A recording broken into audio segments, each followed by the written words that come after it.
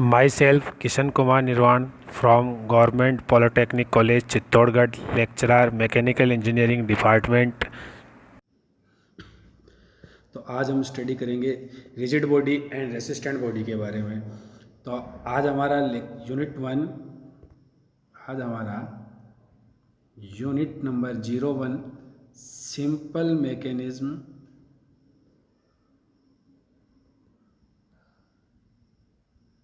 Simple mechanism का lecture number 2 है।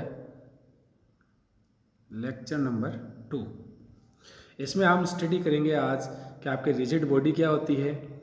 सबसे पहले आज हम स्टडी करेंगे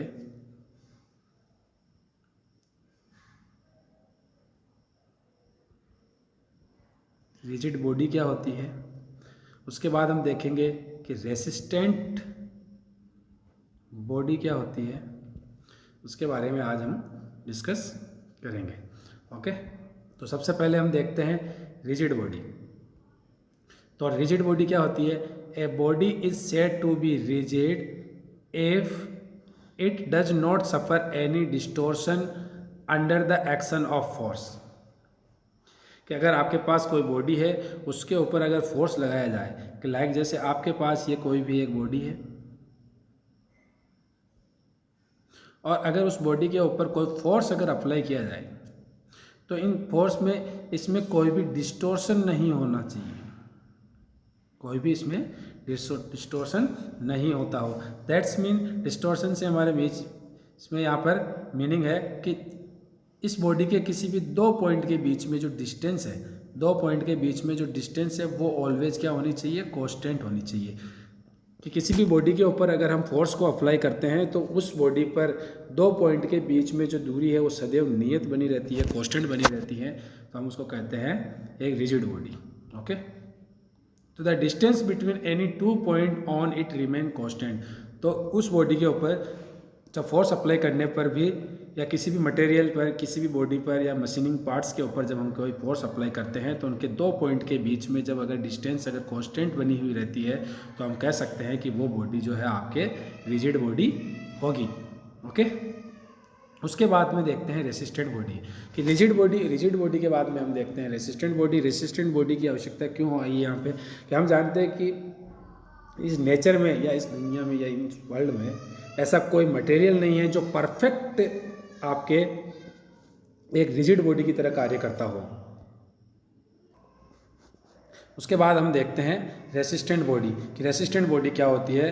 कि those body which are rigid for the purpose they are serve. कि अगर कोई भी बॉडी जिसको हम किसी यूज के काम में, पावर ट्रांसमिशन के लिए या मोशन के ट्रांसमिशन के लिए काम में ले रहे हैं, अगर वो उस कार्य के लिए अगर एज ए रिजिड बॉडी यानी कि दो पॉइंट के बीच में जो डिस्टेंस है वो कांस्टेंट बनी रहती है तो हम उस बॉडी को रेसिस्टेंट बॉडी कहेंगे। ओके, तो those body which are rigid for the purpose they have to serve. कि वो जिस बॉडी को हम जिस कार्य के लिए यूज ले रहे हैं, अगर उस कार्य के लिए वो एज ए रिजिड बॉडी की तरह कार्य करती है तो हम उसको रेसिस्टेंट बॉडी कहेंगे। फॉर एग्जाम्पल हम एग्जाम्पल देखते हैं कि फॉर एग्जाम्पल यहाँ पे हम देखते हैं कि a belt is rigid when subject to tensile force. A belt is rigid when subject to tensile force. जब आपका एक बेल्ट होता है वो रबड़ का या कॉटन का बना हुआ होता है तो जनरली हम उस पर कोई फोर्स अप्लाई करते हैं तो दो पॉइंट के बीच में जो डिस्टेंस है वो आपस में चेंज हो जाती है एंड दैट्स मीन वो एक परफेक्ट रिजिड बॉडी नहीं है। लेकिन जब उसके ऊपर एक टेंसाइल फोर्स अप्लाई किया जाता है, फॉर एग्जाम्पल हम देखते हैं बेल्ट ड्राइव। हम बेल्ट ड्राइव देखते हैं कि लाइक जैसे ये कोई एक आपके बेल्ट ड्राइव है, ये आपके ड्राइवर पुली है और ये आपके ड्रिवन पुली है। ठीक है, और इसको हमने कनेक्ट किया हुआ है बेल्ट को हमने कनेक्ट किया हुआ पावर ट्रांसमिशन के लिए। इस तरीके से हम इस बेल्ट को यहाँ पे कनेक्ट करते हैं, इसमें पुश पुली की सहायता से यहाँ पे हम बेल्ट को कनेक्ट करते हैं। ओके, तब हम देखते हैं कि जब इस बेल्ट का हम क्रॉस सेक्शन एरिया लेते हैं, जब ये बेल्ट का हम क्रॉस सेक्शन लेते हैं तब इस पर हम देखते हैं कि दोनों ओर जो है एक टेंसाइल फोर्स एक्ट करता है। ठीक है, तो यहाँ पर एक tensile force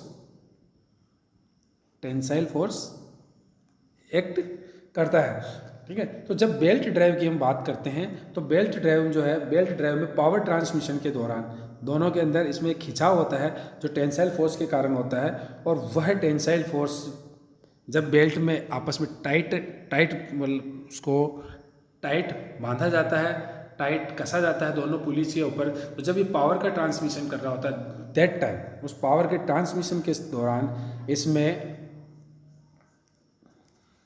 tensile force work करता है, और इस टाइम इन दोनों दो पॉइंट के बीच में जो आपकी डिस्टेंस है वो हमेशा कांस्टेंट होती है। तो अतः हम कह सकते हैं कि जब पावर का ट्रांसमिशन बाय बेल्ट ड्राइव किया जाता है तो उस पर टेंसाइल फोर्स कार्य करता है, और उस दौरान जो आपका बेल्ट है वो एक रेजिस्टेंट यानी रिजिड बॉडी की तरह कार्य करता है। अतः हम कह सकते हैं कि जो बेल्ट ड्राइव है आपके, जो एक बेल्ट ड्राइव है उसमें बेल्ट जो है रेसिस्टेंट बॉडी की तरह कार्य करेगा, क्योंकि उस कार्य के लिए, पावर का ट्रांसमिशन के लिए वो एक रिजिड बॉडी की तरह कार्य करता रहता है। आपका जो बेल्ट ड्राइव है वो एक रेसिस्टेंट बॉडी है, लेकिन कंडीशन क्या है, वो उस पर टेंसाइल फोर्स अप्लाई होना चाहिए। तो ये आप इम्पोर्टेंट याद रखेंगे, आपके ऑब्जेक्टिव प्रॉब्लम्स में डायरेक्ट आपके क्वेश्चंस पूछे जाते हैं। जब आपके एसएससी स्टाफ सिलेक्शन कमीशन का जब आपके एग्जाम्स होते हैं उसके अंतर्गत जब आपसे क्वेश्चन पूछे जाते हैं तो बेल्ट ड्राइव किस फोर्स के अंतर्गत जो है रेसिस्टेंट बॉडी की तरह वर्क करेगा, तो हम कह सकते हैं टेंसाइल फोर्स। ओके, उसके बाद हम देखते हैं सेकंड एग्जांपल, देखते हैं फ्लूइड है। जब उस किसी फ्लूइड के ऊपर, किसी भी द्रव के ऊपर, यानी कि द्रव के ऊपर जब आप कंप्रेशन यानी संपीड़ित कंप्रेसिव फोर्स अगर अप्लाई करते हैं, लाइक जिस फॉर एग्जांपल हाइड्रोलिक प्रेस, तो उस वो जो फ्लूइड है वो आपके एक रेसिस्टेंट बॉडी की तरह काम करेगा, रेसिस्टेंट बॉडी की तरह वर्क करता है। क्योंकि किसी भी द्रव के ऊपर, अगर किसी भी जो आपके ये द्रव है,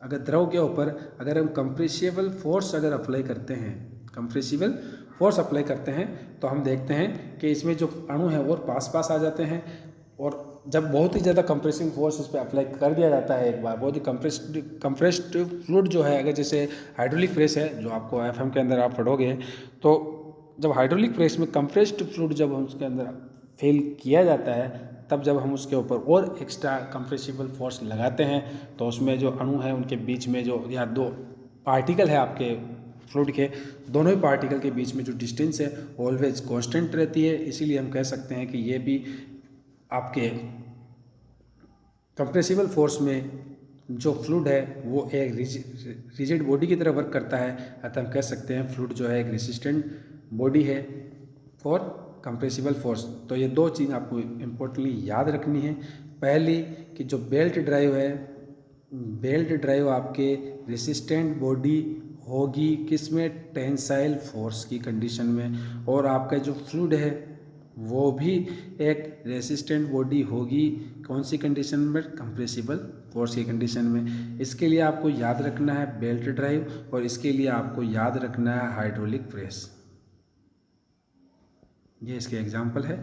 ओके, तो क्लियर है कि रिजिड बॉडी क्या होती है, जिनमें दो, किसी भी बॉडी के ऊपर फोर्स लगाने पर उनके दो पॉइंट के बीच में डिस्टेंस जो है वो अगर कांस्टेंट है, नियत बनी रहती है, तो हम उसको रिजिड बॉडी कहते हैं। लेकिन जो आपके नेचर है उसके अंदर या वर्ल्ड में जो ऐसा कोई मटेरियल नहीं है जो परफेक्ट रिजिड बॉडी हो, तो नेचर में ऐसा कोई मटेरियल विद्यमान नहीं है जो परफेक्ट रिजिड बॉडी हो।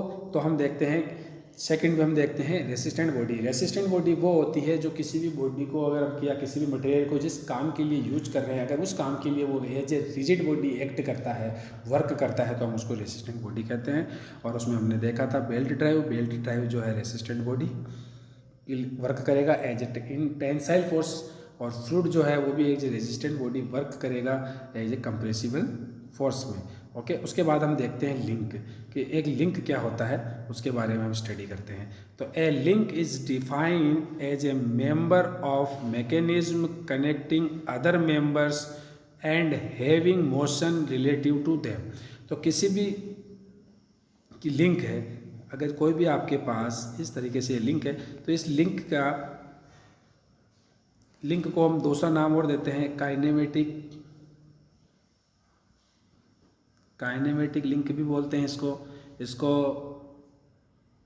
काइनेमेटिक एलिमेंट भी बोलते हैं, इसको मेंबर भी बोलते हैं एंड काइनेमेटिक मेंबर भी इसको कहा जाता है। तो सबसे पहले कोई भी काइनेमेटिक लिंक है या लिंक है, इसके लिए क्या कंडीशन होनी चाहिए? पहली कंडीशन होनी चाहिए कि वो relative motion to other machining parts, जो अदर मशीनिंग पार्ट्स है उनके बीच में रिलेटिव मोशन होना चाहिए। अगर दो पार्ट्स है, दोनों के बीच में अगर कोई भी एक लिंक है या कोई भी एक मेंबर है, अगर वो किसी दूसरे अदर जो पार्ट्स है मशीन के उनके साथ अगर रिलेटिव मोशन में है तो हम उसको लिंक कहेंगे। सेकंड, वो एक रेसिस्टेंट बॉडी होना चाहिए। रेसिस्टेंट या रिजिड बॉडी तो होती नहीं है, इसलिए रेसिस्टेंट बॉडी वो होना चाहिए। दो कंडीशंस होती है, तो दो किसी भी लिंक के लिए उसकी मशीनिंग जो पार्ट्स है उनके साथ रिलेटिव मोशन में हो और वो एक रेसिस्टेंट बॉडी हो। ओके, तो हम देखते हैं कि a link is defined as a member of mechanism. तो सबसे जो मैकेनिज्म है, मैकेनिज्म का निर्माण जो है डिफरेंट लिंक से मिलकर बना होता है। तो जो है हम कह सकते हैं कि जो लिंक है वो मैकेनिज्म का ही एक पार्ट होता है। तो a link is defined as a member of mechanism connecting to other members, जो किसी भी मैकेनिज्म के अदर मेंबर्स के साथ कनेक्ट होता हो and having relative motion to them, और उनके साथ में रिलेटिव मोशन यानी उनके बीच में जो सापेक्ष गति होती हो। ठीक है, अब उसके बाद हम देखते हैं कि फॉर एक एग्जाम्पल समझते हैं। लाइक हमारे पास ये कोई ग्राउंड है और हम देखते हैं कि लाइक हमारे पास ये कुछ बॉक्स है, लाइक ये हमारे पास इस तरीके से कोई बॉक्स है। तो ये ग्राउंड जो हो गया 1 नंबर का लिंक हो गया। हम ये देखते हैं कि जब इसको x से डिस्प्लेसमेंट देते हैं तो हम देखते हैं कि ये वाला पार्ट, ये वाला पार्ट सभी जो है x डिस्प्लेसमेंट लेता है। दैट्स मीन इस पार्ट में और इस पार्ट में, इन तीनों ही पार्ट में आपस में कोई भी रिलेटिव मोशन नहीं है, सापेक्ष गति नहीं होती है। इसीलिए हम कह सकते हैं कि ये तीनों ही पार्ट लाइक एक यूनिट की तरह काम करते हैं। तो अतः हम कह सकते हैं कि कोई भी लिंक है वो एक तरीके से सिंगल लिंक हो सकता है, कुछ दो या दो से ज़्यादा लिंक भी आपस में मिलकर एक लिंक का निर्माण कर सकते हैं। तो हम इनको सबको एक साथ में लिंक नंबर 2 कहेंगे। तो इस तरीके से हम लिंक को डिवाइड कर सकते हैं। तो लिंक को हम जब डिवाइड करते हैं तो हम देखते हैं कि लिंक जो है उसको हम 3 तरीके से डिवाइड करते हैं। एक होता है हमारे पास बाइनरी लिंक, सेकंड होता है हमारे पास टर्नरी लिंक और थर्ड हमारे पास है क्वार्टरली लिंक। तो ये हमारे पास इन नोट्स में लिखा हुआ है बाइनरी लिंक, टर्नरी लिंक और क्वार्टरली लिंक। बाइनरी लिंक में क्या होता है, इसके ऊपर 2 जॉइंट होते हैं, इस पर एक साथ 2 लिंक आपस में कनेक्ट हो सकते हैं। लाइक जैसे इस तरीके से एक लिंक इस तरह से कनेक्ट हो सकता है, एक लिंक इस तरह से कनेक्ट हो सकता है, इसलिए इसको कहते हैं बाइनरी लिंक। और टर्नरी लिंक क्या है, इसमें टोटल 3 जंक्शंस होते हैं। इसमें 1, 2 और 3 जगह पर जो है अदर मेंबर्स या अदर लिंक आपस में जॉइंट हो सकते हैं, इसीलिए हम इसको कहते हैं टर्नरी लिंक। और क्वार्टरली लिंक इसलिए कह सकते हैं क्योंकि इसमें लिंक नंबर 1, 2, 3 और 4 लिंक, ये खुद तो एक ही लिंक है लेकिन इसके साथ अदर जो है 4 लिंक और कनेक्ट हो सकते हैं, इसलिए इसे क्वार्टरली लिंक कहते हैं। तो a link is also known as kinematic link या एलिमेंट या काइनेमेटिक एलिमेंट भी कहते हैं या मेंबर भी कहते हैं। ठीक है, तो इस तरीके से हम देखते हैं लिंक की डेफिनेशन, लिंक क्या है, उसकी कुल क्या कंडीशंस होती है। तो हमने देखा कि एक लिंक के लिए केवल 2 कंडीशंस होती है कि जो उसके मैकेनिज्म के जो अदर मेंबर्स हैं उनके साथ में उनका रिलेटिव मोशन होना चाहिए और वो एक रेसिस्टेंट बॉडी हो। ओके, उसके बाद हम देखते हैं जो लिंक है वो हमने 3 तरीके से किया है, बाइनरी लिंक, टर्नरी लिंक और क्वार्टरली लिंक। 2 लिंक से कनेक्ट हो सकता है, ये टर्नरी लिंक जो है 3 लिंक से कनेक्ट हो सकते हैं और जो क्वार्टरली लिंक है वो 4 लिंक से कनेक्ट हो सकते हैं, ये अभी हमने देखा था। ओके, उसके बाद देखते हैं kinematic pairs and their classifications. जो काइनेमेटिक पेयर्स होते हैं और उनके क्लासिफिकेशन है वो हम देखेंगे लेक्चर नंबर 3 में। लेक्चर नंबर 3 के अंदर हम डिस्कस करेंगे कि kinematic pairs and their classification. Kinematic जो पेयर्स हैं, काइनेमेटिक पेयर्स क्या होते हैं और उनका क्लासिफिकेशन किस तरीके से किया जाता है, वो हम देखेंगे lecture number 3 unit number 1। Thank you so much.